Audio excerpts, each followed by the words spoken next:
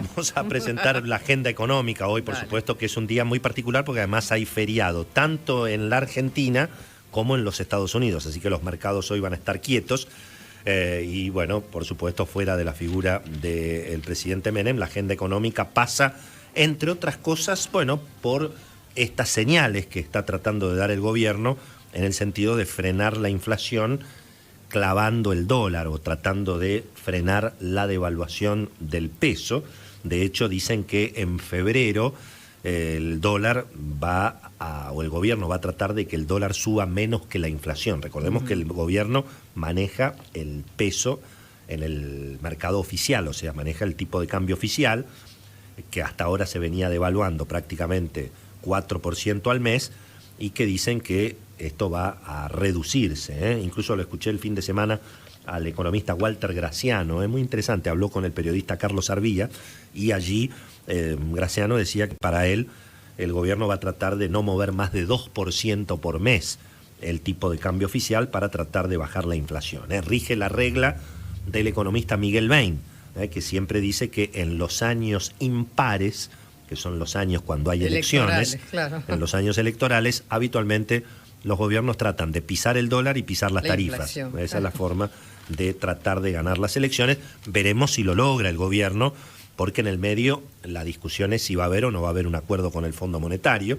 Es cierto que por una carambola internacional, Argentina puede llegar a recibir unos 3.500 millones de dólares del fondo, porque los países centrales anunciaron la semana pasada que van a proponer aumentar el apoyo al Fondo Monetario. Y como Argentina es socia del fondo, por esta carambola internacional puede llegar a recibir un apoyo del orden de los 3.500 millones de dólares. Todavía hay que votar, hay que esperar, hay muchas instancias burocráticas en el medio, pero bueno, para la Argentina, que en este momento está contando los dólares de a uno, imagínense lo que significa el ingreso de 3.500 millones. Es cierto que también Argentina tiene que pagar deudas este año, y obviamente si todo lo que entra se va en la deuda, por ejemplo, con el Club de París, y bueno, más o menos estamos igual que cuando vinimos de España. Así que, en definitiva, la discusión es si Argentina va a lograr refinanciar esa deuda con el Club de París, para lo cual se supone que necesita un acuerdo con el fondo. Hay una nota de Paula Lugones, muy interesante, corresponsal de Clarín en Washington, que dice que Wall Street duda de que el gobierno y el fondo acuerden antes de las elecciones, ¿eh? Así que veremos en ese sentido qué es lo que pasa. Espectacular la nota de Marcos Buscaglia, ¿eh? Queríamos hablar con él, vamos a ver si podemos hablar mañana. Una nota que publicó en el suplemento económico de La Nación ayer, cuyo título lo dice todo. Los terraplanistas de la economía hoy manejan el país, dice sí, tal cual. Marcos Buscaglia, que lo califica de terraplanista nada menos que a Martín Guzmán, ¿eh? Bueno, se conoció que hay una agencia de lobby que en los Estados Unidos trabaja para amigar a la Argentina con el gobierno norteamericano, la agencia Arnold and Porter, que es liderada por quien fue, bueno, un embajador norteamericano muy vinculado también a la agenda argentina, que es Tom Shannon, ¿eh? Tom Shannon fue en su momento un hombre clave en el Departamento de Estado, que hizo gestiones para la Argentina, y bueno, el país le paga $125.000 por mes para esto, ¿no? Claro, hay quienes preguntan, ¿y para qué está la Embajada Argentina en Washington? Si igual necesitas un lobista.